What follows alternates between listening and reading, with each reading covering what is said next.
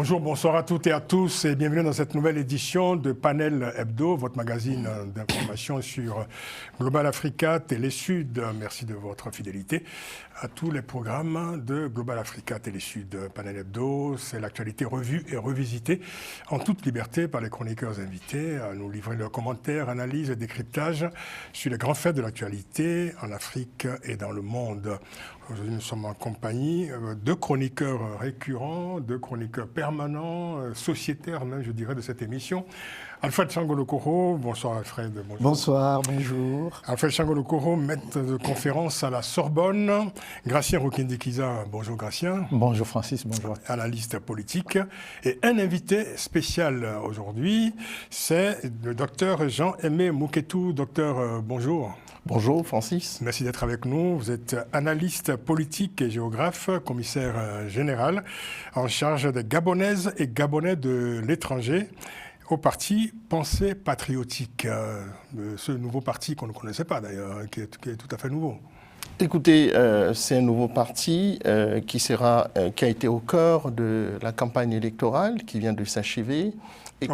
Au Gabon, bien sûr, et qui sera également au cœur du premier septennat du président élu Brice Clotaire Oligui Nguema au Gabon. Et avec vous, nous parlerons évidemment du Gabon dans cette édition. Après cette élection inédite à bien des égards au Gabon, vous nous apportez vos éclairages, votre analyse de la situation au Gabon. Je précise quand même que vous êtes professeur d'histoire-géographie à l'Académie de Versailles en France. Analyste politique, vous êtes spécialisé en relations internationales et dynamiques de la diaspora africaine et autres domaines d'expertise. Vous avez la politique institutionnelle, et les relations Gabon-France et plus généralement la géopolitique africaine. Tout cela, c'est votre pédigré, si je puis dire, si je puis me permettre. C'est ça. Merci en tout cas d'être avec nous. Nous parlerons avec vous évidemment du Gabon, je le disais, les enseignements de cette élection au Gabon, la présidentielle du 12 avril dernier, au Gabon, qui a débouché sur une victoire massive de Brice Clotaire Oligui Nguema, acteur du coup d'État du 30 août 2023. Et alors, on se pose la question de savoir quels sont les ressorts de cette victoire. Est-ce que le général, devenu entre-temps candidat civil, pourra-t-il tenir toutes les promesses qui ont fait sa popularité? Analyse et commentaires dans cette émission. Autre sujet dans cette édition, nous parlerons de l'enfer de la guerre au Soudan, une guerre aussi discrète que dévastatrice 2 ans après le début de cette tragédie. C'est l'existence même de ce pays du Soudan qui est menacée, nous en parlerons également.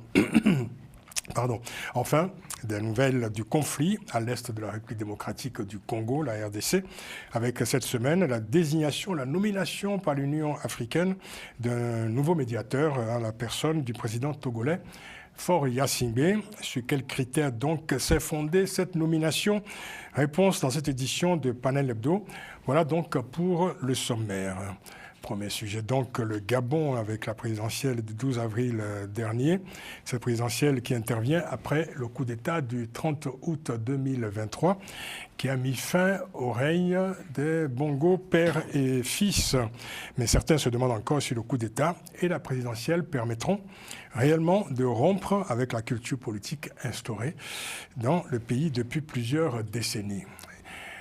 Docteur Mouketou, alors donc une victoire massive du général devenu candidat civil, Brice Clotaire Oligui Nguema, 10,35% exactement des voix. Est-ce qu'on peut parler d'une élection inédite dans votre pays parce que sans incident violent, sans fraude avérée et sans contentieux post-électoral? Alors, s'agissant de l'élection du 12 avril au Gabon et dans la diaspora, nous, en tant que Gabonaises et Gabonais, nous qualifions cette élection, ce scrutin, comme étant un scrutin historique, un scrutin de paix, un scrutin d'apaisement, un scrutin qu'on parlera dans l'école de la démocratie dans notre continent, et qui est sur la voie de ce que nous avons connu dans des pays comme le Ghana. Et je peux citer aussi le cas de l'Afrique du Sud. Donc là, c'est pour la première fois dans l'histoire de notre pays depuis 1960, si vous me permettez, et je dirais même depuis la réouverture démocratique en 1990, que nous avons eu un chef d'État en exercice, même si c'était un président de transition, le général Brice Clotaire Oligui. Un acteur de coup d'État. Oui.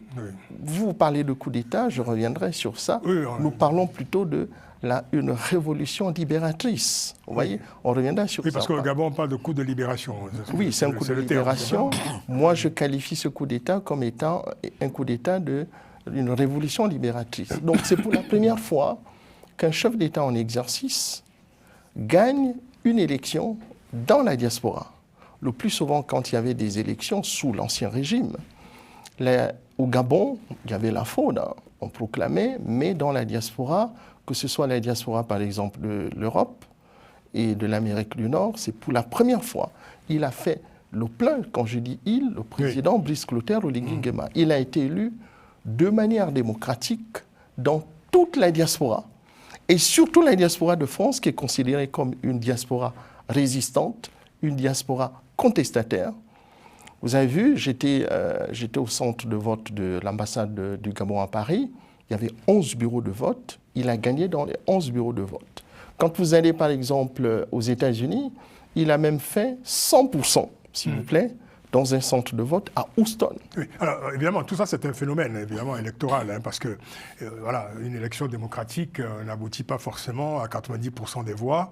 Il y a effectivement une popularité singulière dont a pu bénéficier Brice Clotaire Oligui Nguema. On va en parler, mais avant cela, je voulais qu'on revienne un peu en arrière. Comment vous expliquez que ce général devenu candidat n'ait pas tenu sa promesse, c'est-à-dire celle de ne pas se présenter à cette élection, si on revient évidemment à l'origine de la situation, ce coup d'État du 30 août 2023. Écoutez, c'est peut-être vous qui le dites quand je dis vous, c'est-à-dire les analyses, les grands journalistes. Je vous connais comme étant un journaliste très bien informé. Si vous prenez la première déclaration du général de Gaulle quand il y a eu cette révolution libératrice, il n'y a aucune déclaration là où il dit qu'il ne sera pas candidat. Il a dit qu'à la fin, si vous voulez, donc de la transition, il va avoir une analyse politique qui sera faite, oui. Et c'est à la suite de cette analyse qu'il verra, il n'a pas dit qu'il verra s'il sera candidat. Et vous avez vu qu'avant qu'il ne soit candidat, c'est un appel qui a été lancé par les populations, si vous voulez, donc dans les 9 provinces du Gabon. La popularité est indéniable, mais je ne suis pas le seul à penser. Beaucoup de Gabonais ont, à un moment donné, critiqué évidemment la candidature, considérant que Oligui Nguema n'avait pas tenu sa promesse de ne pas se présenter. C'est vous qui le dites, puisque non, les résultats sont là, 90,5%. Oui, d'accord, très bien. Les résultats sont là. Mais il y avait une promesse initiale qui n'a pas été tenue, c'est ce que je veux dire. Par exemple, celle de ne pas se présenter à cette élection. Non, il n'a jamais dit. Je vous dis que vous êtes un journaliste respecté dans le continent africain, même à l'échelle donc du monde. Il n'y a eu aucune déclaration du général de Gaulle dans laquelle il dit qu'il ne sera pas candidat. Alors pourquoi, à un moment donné, il y a eu un suspense, on se disait, on attendait sa décision, voilà, tout le monde était suspendu à ses lèvres, si je puis dire. Il y a eu cette séquence aussi il y a quelques semaines, il y a quelques mois. Oui, c'est l'idée selon laquelle, en Afrique, quand les militaires arrivent au pouvoir, le plus souvent, il y a des militaires qui disaient que, bon voilà, ils ne vont pas se présenter. Donc, le peuple africain, de façon générale, même dans la diaspora, il y a beaucoup qui se disaient, est-ce qu'il sera candidat? Mais avec la mobilisation du peuple à l'échelle nationale, et puis à l'échelle de la diaspora, écoutez, il s'est présenté comme étant candidat civil et il a été élu à 90,35% dans toutes les provinces du Gabon. Est-ce que cette élection efface définitivement le statut de putschiste de Brice Clotaire Oligui Nguema? C'est vous qui le qualifiez de putschiste. Oui, mais enfin, ce sont des faits. Vous savez, oui, je vous le dis. C'est un fait, quoi. C'est vous qui le qualifiez de putschiste. Non, mais ce n'est pas forcément péjoratif, mais c'est un fait. Je veux dire, il a fait un coup d'État. Donc un acteur de coup d'État est un putschiste. Je veux dire, étymologiquement. Pour nous, Est-ce que la présidentielle est-ce que cette séquence, cette popularité, ce score particulier, est-ce que tout cela efface définitivement son statut de putschiste aux yeux des Gabonais? c'est déjà, aux yeux de l'extérieur, vous le considérez comme étant un putschiste, mais aux yeux des Gabonais qui vivent au Gabon, s'il faut raisonner ainsi, et à l'échelle de la diaspora, c'est pas un putschiste. Vous savez, c'est un putschiste qui est désormais un président élu. Non, c'est pas un putschiste pour les Gabonaises et Gabonais, c'est un libérateur. Oui, parce qu'en fait, mais son statut actuel, c'est celui de président élu. Voilà. Mais avant cela, c'était un putschiste. Non, c'était pas un putschiste, c'est un libérateur. Je voulais vous dire ceci, si vous m'accordez 30 secondes, je voulais vous dire, vous savez, il faut d'abord voir d'où nous venons. D'où nous venons. Bien sûr. Le Gabon, depuis 1960, je vous apprends rien, nous étions jusqu'en 1990 dans un régime donc, de parti unique. Le multipartisme est arrivé en Afrique, de façon générale, en Afrique francophone. Et de 1990 jusqu'à la dernière élection, donc de 2023, je vous assure, je ne vous apprends rien. Nous venons de loin avec l'ancien régime déchu, avec toute sa violence, quand il s'agissait des élections. Donc le coup d'État que vous qualifiez comme étant un coup d'État qui avait été organisé par des putschistes, nous disons, nos militaires, nous les qualifions comme étant des libérateurs. C'est ça, vous en libérez de ce régime. Oui, par rapport à l'ancien régime qui était très violent. Bien sûr, bien sûr. Cela dit, les mots disent ce qu'ils veulent dire. Oui, pour nous, le général Oligui, qui est aujourd'hui président élu comme étant un président civil, quand ils ont renversé l'ancien régime, pour les Gabonaises et Gabonais du Gabon et de l'extérieur, donc la diaspora, c'est un libérateur. Comment expliquez-vous cette phrase du candidat malheureux Alain-Claude Billy-Binzé, qui a donc été crédité de moins de 4% des voix et qui dit « Je lui souhaite bonne chance » donc à M. Oligui Nguema, mais je ne le félicite pas. Bon, écoutez, moi je ne reviendrai plus sur ce cas. Vous savez, Alain-Claude Billy-Binzé, il fut le dernier Premier ministre d'Ali Bongo Ondimba, donc le président déchu. Il fait partie de ces hommes politiques gabonais qui voulaient faire d'Ali Bongo Ondimba un président à vie, donc un roi sans couronne. Vous voyez ?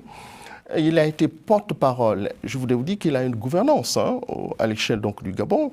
Il est dans la politique gabonaise depuis 20 ans. Le bilan aujourd'hui, au moins. Environ 20 ans, sous l'ancien régime. Et quand vous prenez son bilan, il a été porte-parole, par exemple, du régime d'Ali Bongo Ondimba, comme étant un porte-parole des maquettes.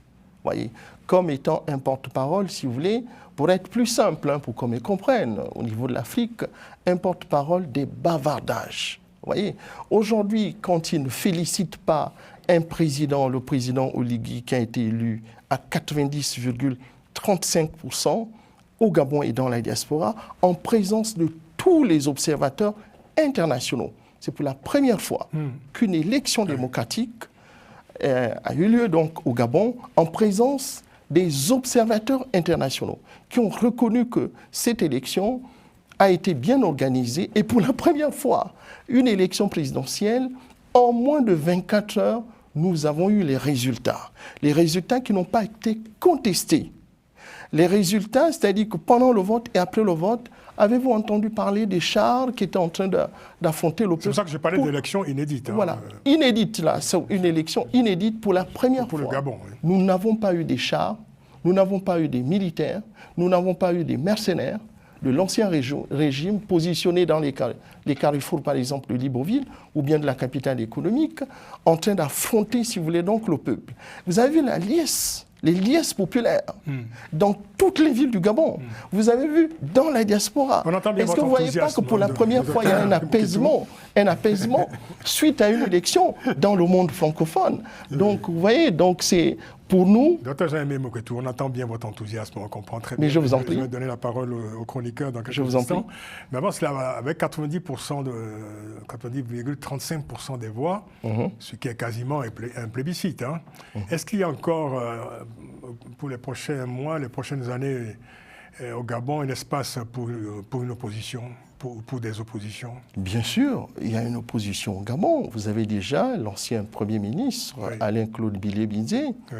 Et puis, vous auriez certainement une opposition qui va se structurer. Mais aujourd'hui, est-ce qu'il y a aujourd'hui une place Oui, pour l'opposition? mais il y a une place pour l'opposition. Il n'y a aucune dictature. L'expression de dictature n'existe plus au Gabon. Nous sommes dans un système qu'on appelle la démocratie, c'est-à-dire le pouvoir du peuple et pour le peuple. Vous voyez? Donc c'est le peuple qui est au centre, si vous voulez, donc de la démocratie gabonaise. Donc aujourd'hui, en fait, les militaires ont restauré la dynamique démocratique au Gabon. C'est ce que vous voulez dire? Pour la première fois, le comité de transition et de restauration des institutions a mis ce qu'on appelle la démocratie au Gabon. La démocratie au Gabon existe. C'est la démocratie que nous voyons ici en France. C'est la démocratie, moi je suis à cheval entre deux pays, que j'observe au niveau du Canada. C'est la même démocratie qu'on observe en Afrique du Sud. Dans un autre pays, il y a des monnaies, le Ghana par exemple. On n'en est qu'au début d'un régime, d'un nouveau régime. Hein. Oui. Mais je pense que... N'en faites pas le bilan encore, n'allez pas trop vite. Je pense que non, nous n'allons pas trop vite, mais je pense que là, nous avons eu une vérité des urnes, la vérité de la souveraineté, si vous voulez, donc, du peuple gabonais. Je pense que la démocratie gabonaise, elle va s'enraciner de manière définitive. C'est votre souhait, en tout cas. Oui, c'est notre souhait et c'est le souhait du président Oligui Nguema. Alfred? Alors, une première chose. C'est vrai que depuis 2023, il y a eu un alignement des astres, des étoiles pour Oligui Nguema.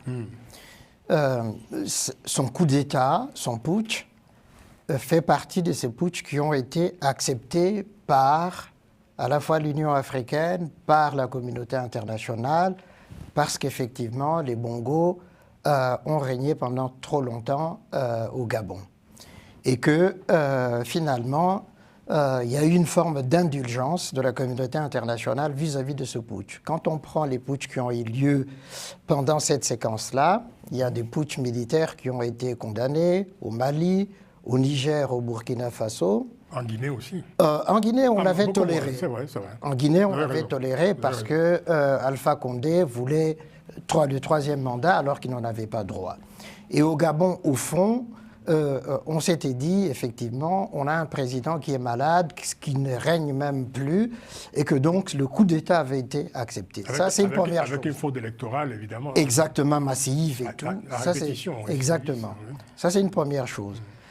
Une deuxième chose, il y a eu une forme de lassitude de tous les Gabonais qui a fait que, de cette lassitude, on est arrivé au résultat électoral d'il y a 2 jours ou 3, qui consacre effectivement la fin de la transition au Gabon.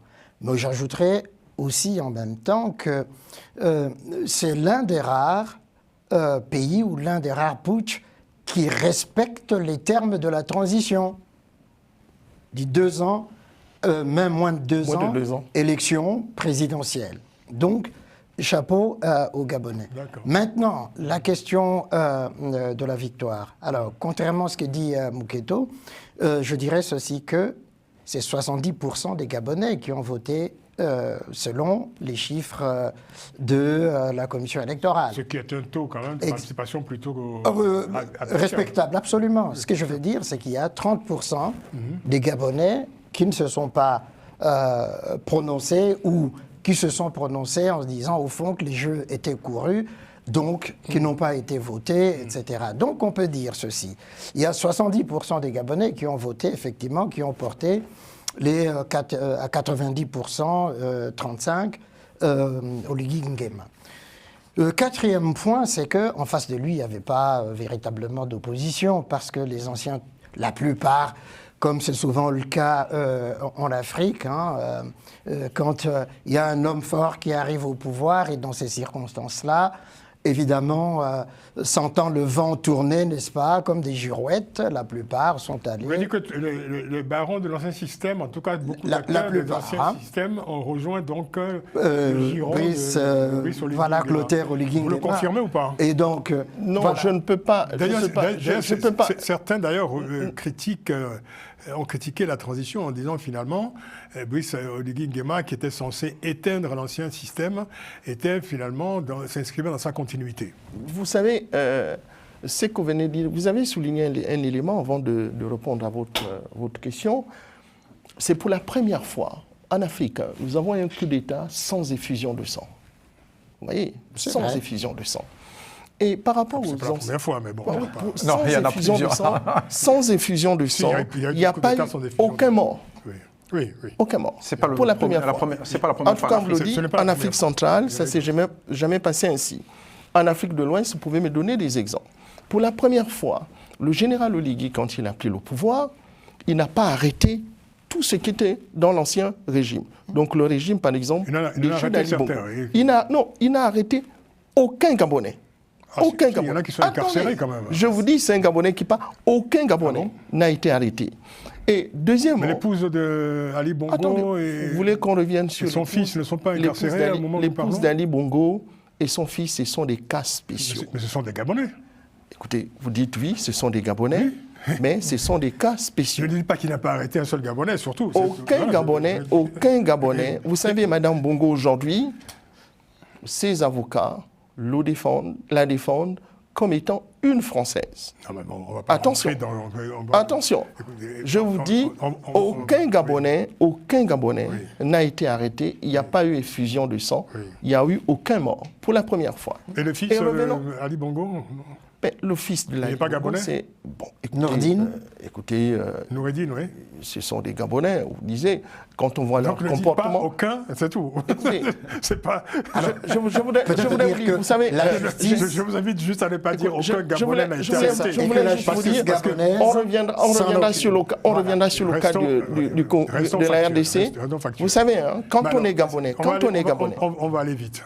Pour aller plus vite, quand on est Gabonais, on va jusqu'au bout, quelle que soit la situation qui peut se présenter devant vous. Oui. Il y a des gens, des compatriotes africains, y compris d'autres nationalités.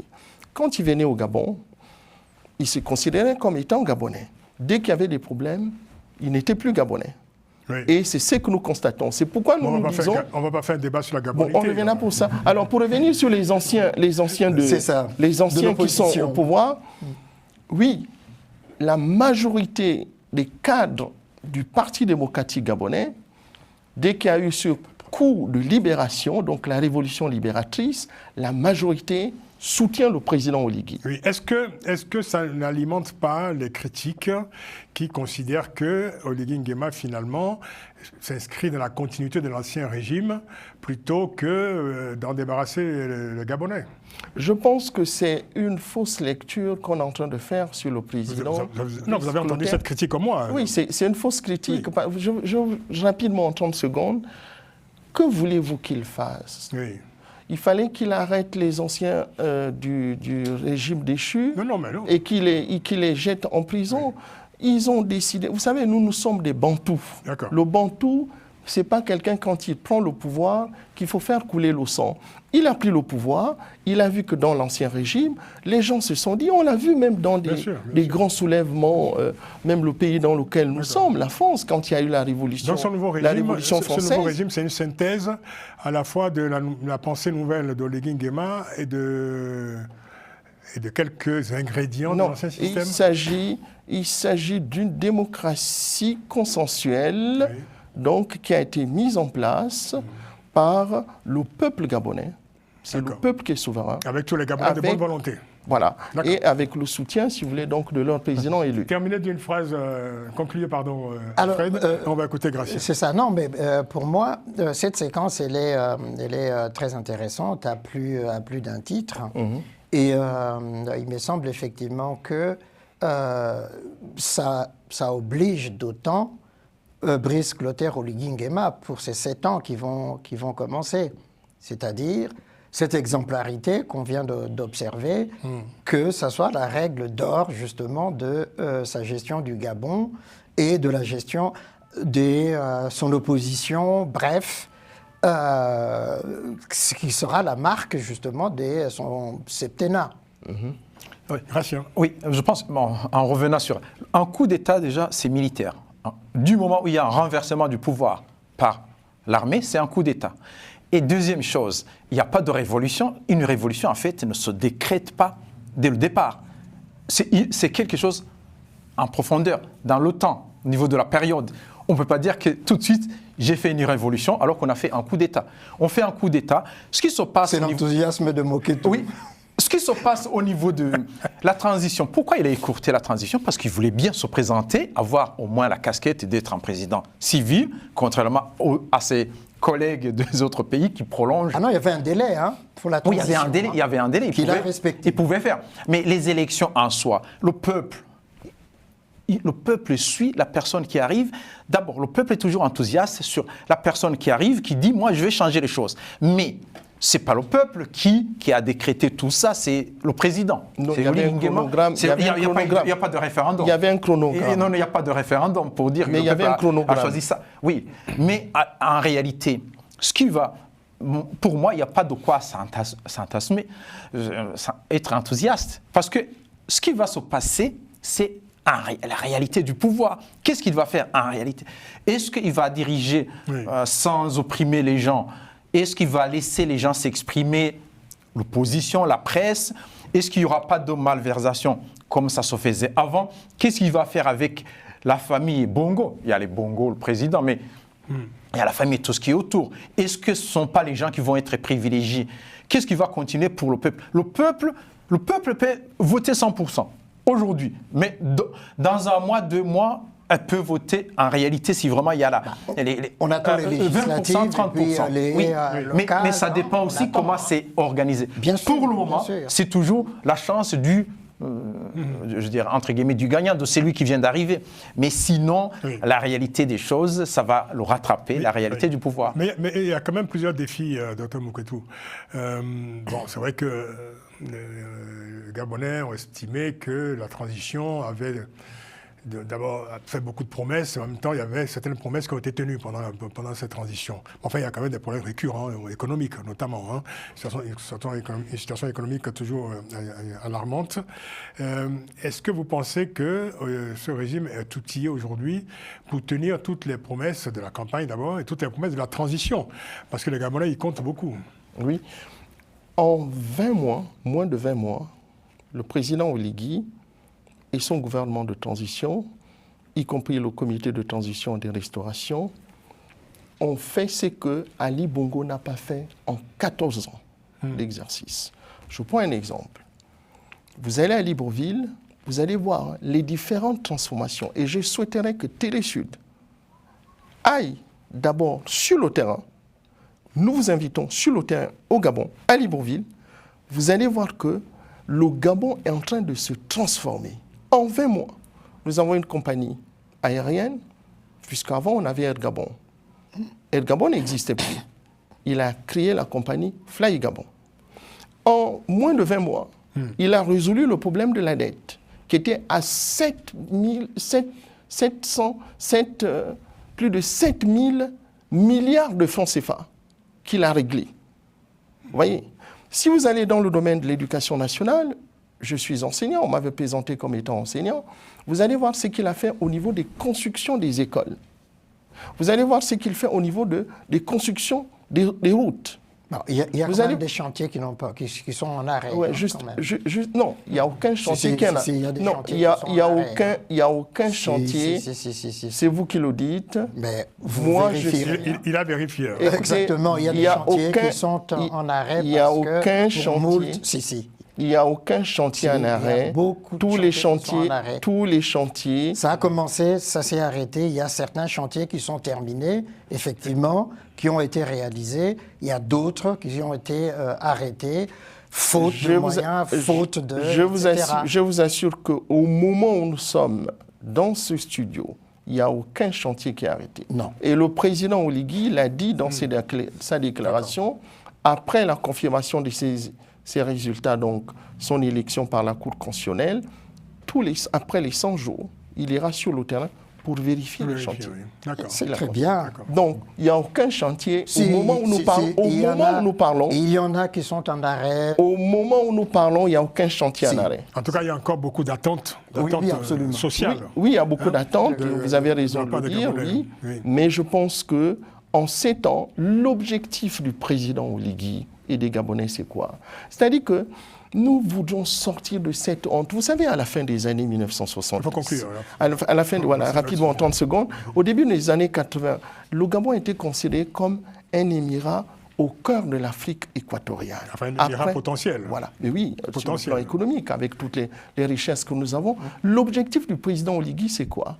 C'est qu'en 7 ans, et nous nous projetons même sur 2 mandats, 2 septennats, en 14 ans, on peut faire du Gabon, on peut arriver au niveau... Vivons d'abord le premier septennat. On peut arriver au niveau... Vous savez, le rêve est permis. Le septennat on peut arriver, s'il vous plaît, on peut arriver en 14 ans, quand on regarde ce qu'il a fait en moins de 20 mois, en 14 ans, on peut arriver au niveau du Qatar, on peut arriver au niveau des Émirats Arabes Unis, c'est possible. Hein.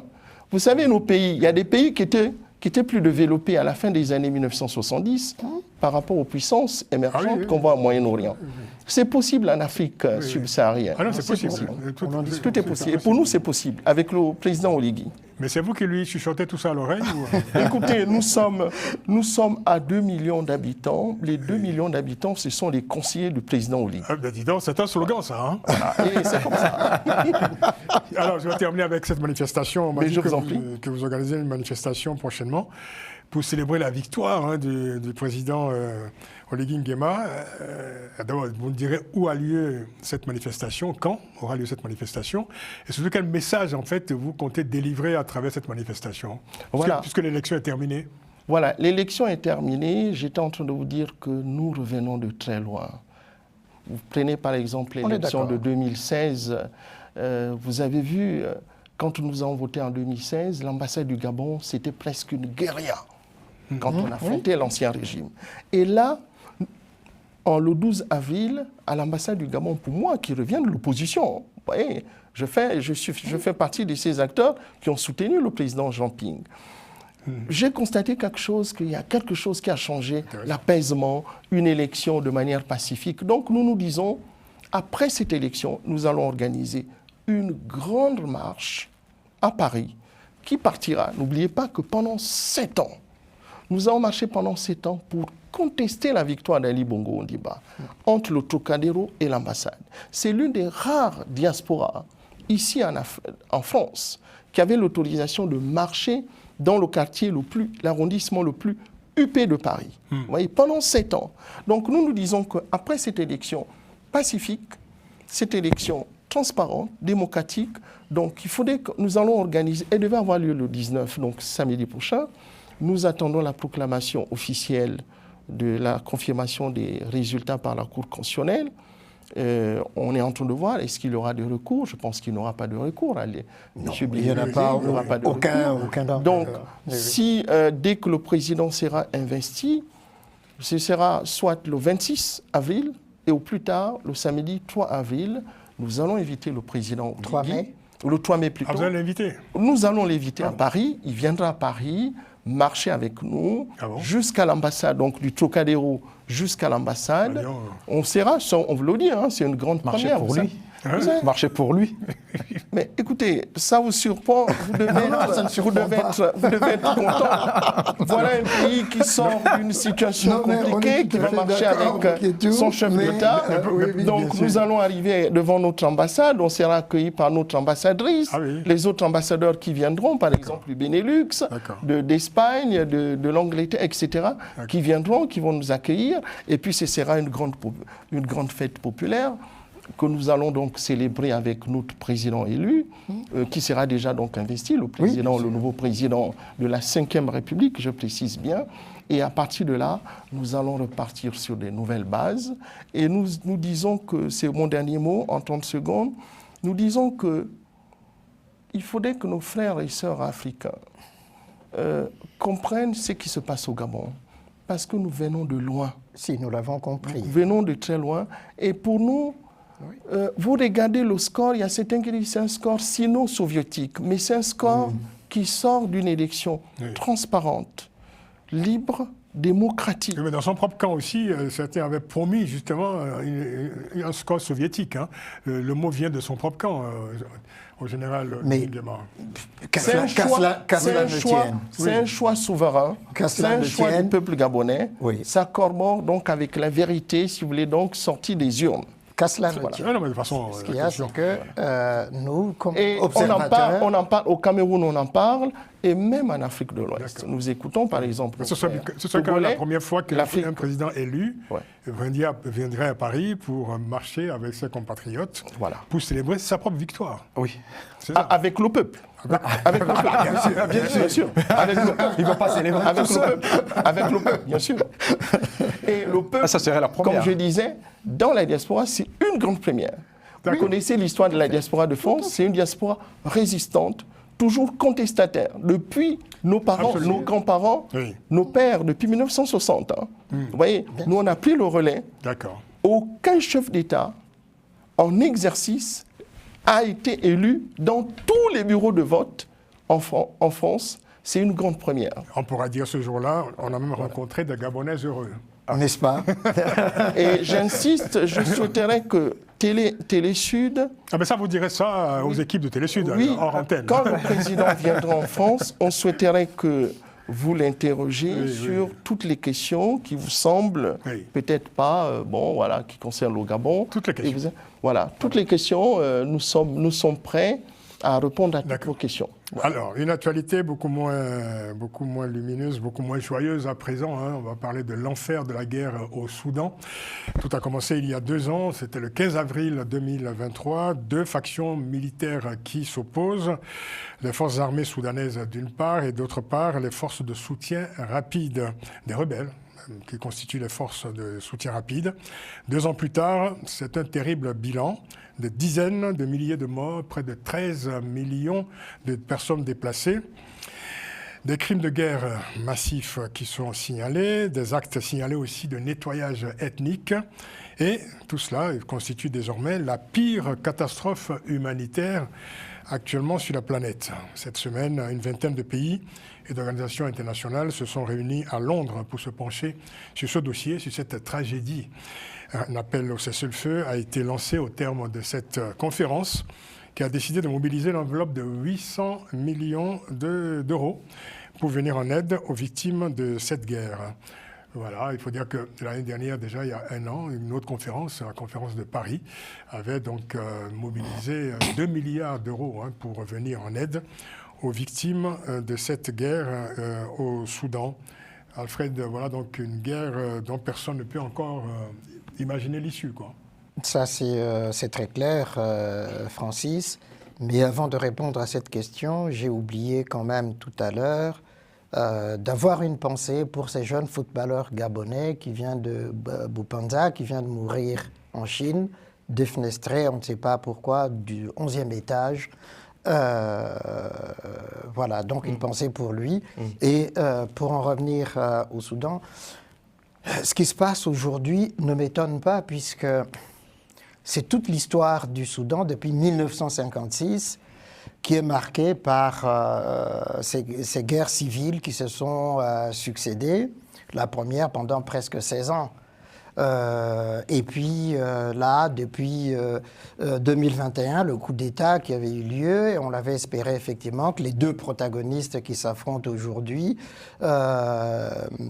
Al-Bourhan et puis Mehdi, on l'avait espéré effectivement qu'ils s'entendent. Et puis, question justement, parce que il était question de fusionner les forces pour constituer une armée soudanaise unique. Et puis, donc, il y a eu cette divergence qui entraîne cette deuxième guerre. Et puis, qui entraîne effectivement à la fois des réfugiés à l'intérieur du pays, mais dans les pays voisins, au Tchad, au Soudan, en Égypte, au Soudan du Sud, etc., en Centrafrique, un peu partout autour du Soudan. Et puis, tu l'as bien rappelé, Francis, tous ces morts, c'est inutile.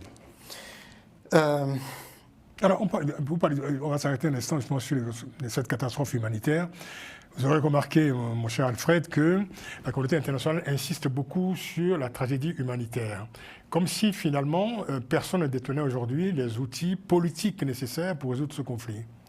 On se retrouve effectivement dans cette sorte d'impasse, hein, qui n'est pas sans rappeler ce qui se passe, commençant en Libye jusqu'à présent, où on a mis en place plusieurs missions pour régler le problème libyen. Ça n'a jamais été accompli. Et aujourd'hui, évidemment, il y a eu des médiations en Arabie Saoudite qui avaient abouti justement à cette idée de cessez-le-feu pour essayer de ramener les deux protagonistes autour de la table et pour trouver une issue à cette crise-là. Malheureusement, il y a cette forme d'impuissance. Certes, Khartoum a été récupéré par Al-Burhan, mais entre-temps, à l'ouest, Darfour, Hemeti est en train de tuer les Janjaouides, sont revenus, commençant encore sur la scène, et que donc, effectivement, il y a cette impuissance, au fond, de la communauté internationale qui ne sait pas régler le conflit militaire en tant que tel, mais effectivement qui ne peut pas non plus laisser la population qui est déplacée au gré du conflit totalement démunie de cette manière-là. Gracia ? Oui, en fait, c'est un conflit que je dirais qui ne peut pas se régler entre Soudanais. Parce que le conflit en tant que tel, déjà, il y a eu pratiquement le Soudan depuis l'indépendance. Parce que le Soudan, c'était presque comme l'autre Égypte. Il y avait la mainmise de l'Égypte et de l'Angleterre. Mais depuis, il y a eu toujours des guerres. Des guerres, que ce soit les gens du Sud ou de l'Est. Mais aujourd'hui, ce qui se passe au Soudan, c'est qu'il y a des puissances qui se disputent les intérêts économiques du pays. Les Soudanais sont comme des objets. Par exemple, le général Daglo qui est dit Hemeti, qui commande ce qu'on appelle le soutien rapide, mais qu'on appelait nous les Janjaouides bien avant. C'était les Janjaouides, mais qui ont soutenu le président El-Bachar. Et en même temps, qui était avec Burhan pour le coup d'État. Mais aujourd'hui, il y a eu la guerre qui a éclaté parce que justement, le général Hemeti ne voulait pas que les forces, les FSR, soient intégrés dans l'armée. Il voulait que le FSR reste à part.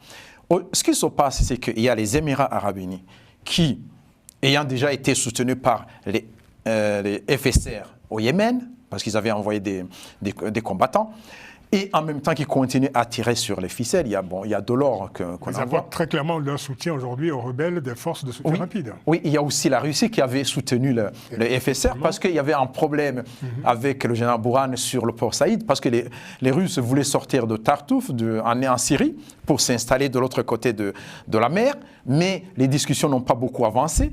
Et aussi, sans compter l'implication du Tchad, du Kenya également. Du Tchad et aussi de la Libye, du côté du général Haftar, mais en même temps des Américains et des autres qui soutiennent Burhan et les Égyptiens. Et aussi les Éthiopiens qui soutiennent Hemeti parce que Burhan, à un certain moment, quand il a mené des opérations à la frontière, il était très hostile aux Éthiopiens. Donc, ce qui fait que les Russes commencent à changer de camp quand ils ont vu que les Iraniens et les autres soutiennent le Burhan. On va aller vite. Est-ce qu'il faut craindre une nouvelle partition du Soudan avec cette guerre, cette folie meurtrière aujourd'hui qui s'est emparée du pays? Non, il n'y aura pas de partition du Soudan parce que, d'après ce qui se constate sur le terrain, c'est que le général Hemeti est en train de perdre du terrain. À la limite, ils vont continuer la guerre parce que les gens qui vont faire la partition se disent « je vais m'arrêter à cet endroit ». Ils ne vont pas s'arrêter, ils vont continuer la guerre. Ça peut être une guerre en continu, mais il n'y aura pas vraiment de partition du pays comme ça a été avec le Soudan du Sud. On peut aussi souligner, Dr Moketou, la discrétion ou le silence des instances africaines dans cette affaire, parce que Par exemple, quand on parle de financement des actions humanitaires, ce sont essentiellement des pays non africains qui apportent ces financements-là. Je pense notamment au Royaume-Uni, à l'Union européenne, à la France, qui ont apporté quand même, qui ont été les principaux donateurs, hein, l'année dernière, comme cette année, comme il y a cette semaine à Londres, quoi. Cette discrétion, alors on se plaint souvent que c'est un conflit oublié, un conflit ignoré, mais ce sont avant tout les instances africaines qui restent discrètes, pour ne pas dire un autre mot, vis-à-vis de ce conflit, ou carrément absentes. Oui, vous avez raison de le dire. Pour ce qui nous concerne, pour ce qui me concerne, la guerre au Soudan est une tragédie honteuse pour notre pays. Parce que qui s'affronte? Pour le continent, vous voulez dire? Oui, pour notre continent. C'est une tragédie honteuse. Vous voyez, qui s'affronte? Ce sont deux frères. Ce sont des Soudanais. Le Soudan, c'était un grand ensemble. Aujourd'hui, qu'est-ce qu'on veut? On veut des micro-États pour affaiblir qui? Pour affaiblir quoi? Et pour affaiblir notre continent. L'Afrique n'a pas besoin des micro-États. L'Afrique a besoin des grands ensembles. Vous voyez? Aujourd'hui, qu'est-ce qu'on constate? Voilà un pays qui est fragmenté, qui autrefois allait du Soudan jusqu'au Mali, avec cette explosion des Nubiens. Voilà. Donc aujourd'hui, nous constatons que ce sont des pauvres contre les pauvres qui s'opposent. Ce sont des Africains contre les Africains qui se battent. Donc, quand je vois qu'il y a 15 000, on parle de 15 000 morts. On parle de plus de 25 millions des Soudanais qui sont dans une situation d'insécurité alimentaire. Je crois qu'il y a environ 8 millions de Soudanais qui sont dans la situation de famine. Oui, vous avez raison de dire que l'Afrique est muette. Nous avons une instance intercontinentale qu'on appelle l'Union africaine. Que fait l'Union africaine? L'Union africaine, c'est la seule structure panafricaine qui doit résoudre ce problème, qui doit dire aux Soudanais, attention, c'est une tragédie honteuse pour notre continent. Retrouvez-vous, vous êtes des frères, pourquoi vous battez, vous êtes dans le même continent? Et j'insiste en disant que notre continent n'a pas besoin des micro-États. Ces micro-États qu'on veut créer affaiblissent, si vous voulez, notre continent. Donc les Africains de façon ensemble, c'est-à-dire que ceux qui sont au sud, ceux qui sont au centre, je pourrais dire toute l'Afrique, y compris l'Afrique du Nord, doit être au cœur de ce conflit. Ce n'est pas l'extérieur qui viendra résoudre ce conflit. Ce sont des Africains et des Africains. On aura l'occasion d'y revenir dans la prochaine édition, bien sûr, hein, puisque le temps passe, on arrive bientôt à la fin de cette émission. On a juste le temps d'évoquer rapidement le conflit à l'est de la RDC, à l'est de la République démocratique du Congo, avec la désignation cette semaine, c'était le 12 avril, par l'Union africaine d'un nouveau médiateur dans le processus de paix qui va tenter donc de résoudre la situation conflictuelle dans cette région de la RDC. Alors il s'agit du président togolais Faure Gnassingbé, qui succède ainsi dans ce rôle au président angolais João Lourenço. Alors, Gratien, beaucoup d'interrogations sur le profil et les capacités de ce médiateur à la fois inattendu et même controversé, y compris dans son propre pays. Il peut être controversé dans son propre pays, mais il peut être accepté par les deux côtés qui vont négocier. Parce que il s'entend très bien avec le président congolais et le président rwandais. Donc, au moins, il y a ce côté. Deuxièmement, c'est que, qu'on le dise ou non, c'est quelqu'un qui a essayé de jouer un rôle au niveau, quand il y a eu le conflit entre le Niger et le CEDEAO. Il a continué, même si, on peut dire, comme vous le dites, ça s'est contesté d'un côté ou de l'autre. Il a une capacité, il peut jouer de ce côté-là, mais il a une capacité, mais encore faut-il... De quels atouts dispose-t-il après les médiations, les processus de médiation du Kenya et de l'Angola? Parce que le Kenya et l'Angola, ils n'ont pas fusionné les deux processus. Lui, sans compter le Qatar aussi. Oui, le Qatar continue. Les initiatives en cours du Qatar. Éventuellement, au Qatar, ça avance parce qu'ils sont restés. On entend vraiment du bien. Les gens qui sont là, du côté du Congo, du côté du M23, on n'entend que du bien du Qatar. éventuellement, moi je me demande pourquoi ils ont désigné un Africain. Bon, ils ont voulu avoir un Africain, mais je pense que le Qatar peut arriver à... Je pense que le conflit va être plus réglé par le Qatar que du côté africain. J'en suis convaincu. Je ne pense pas. Je ne pense pas. Je pense que c'est une erreur de dire que les conflits qu'on observe dans notre continent seront résolus par l'extérieur. Vous voyez par exemple ce qui se passe au Congo. Je reviendrai sur d'abord le médiateur. Je ne suis pas partisan de M. Gnassingbé, mais il faut reconnaître, en toute objectivité, il a une habilité politique dans la gestion de certains conflits. On l'a vu au Burkina Faso, on l'a vu au Mali. Vous voyez? Donc c'est quelqu'un qui arrive avec une stratégie qui dit ceci, en présentant, si vous voulez, donc en disant aux Africains, écoutez, il y a un conflit, il faut la paix, dans ce sens. Nous avons tous besoin de la paix. Mais entre la République démocratique du Congo et le Rwanda, le problème est interne d'abord au niveau de la RDC. La RDC qui résout les problèmes de la RDC, c'est la partie Est, les pays de l'Est. Mais ces pays de l'Est, ce sont des prédateurs de la RDC. Vous voyez? Le conflit entre le Rwanda et la RDC, pour moi, vous voyez, nous avons mis un comité, on va vous surprendre, un comité stratégique à l'intérieur de notre formation politique, pensée patriotique. Nous avons mis un comité qui est en train de réfléchir comment faire pour sortir, si vous voulez, donc de ce conflit-là. Nous disons ceci, je vais vous donner juste une idée. Rapidement. Comment les différents présidents de Kabila père, en passant par Kabila fils, et jusqu'au président actuel, tous demandent la médiation soit des Rwandais ou bien des pays prédateurs. Nous disons que ce conflit doit être résolu d'abord. Il faudrait que les Congolais, donc de la RDC, disent qu'ils ont un pays qui est un géant en Afrique centrale. Et ce conflit doit être résolu d'abord par les Africains de l'Afrique centrale. Les chefs d'État africains de la Guinée équatoriale, du Cameroun, notre nouveau président, nous disons que sa diplomatie, nous allons lui confier à notre chef d'État en disant que parmi, si vous voulez donc, les dossiers chauds au niveau de la diplomatie africaine, il faudrait qu'il s'intéresse à ce conflit. Il faudrait que l'Afrique centrale s'intéresse à ce conflit.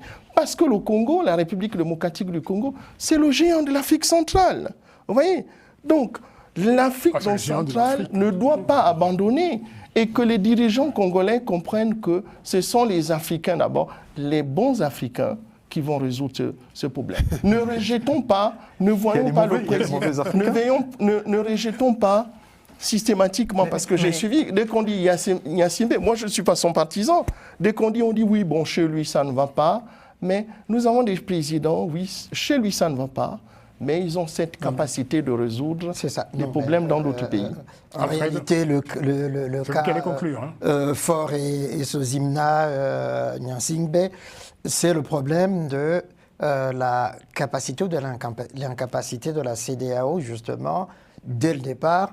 Évidemment, Bongo Père l'avait pris sous son aile quand, en 2005, donc, il prend le pouvoir, de régler le problème de la démocratie interne au Togo. Et au fond, il a réussi, je ne sais pas par quel miracle, justement, à apparaître comme le faiseur de paix de la CEDEAO. On lui a confié des missions qu'il a plus ou moins réglées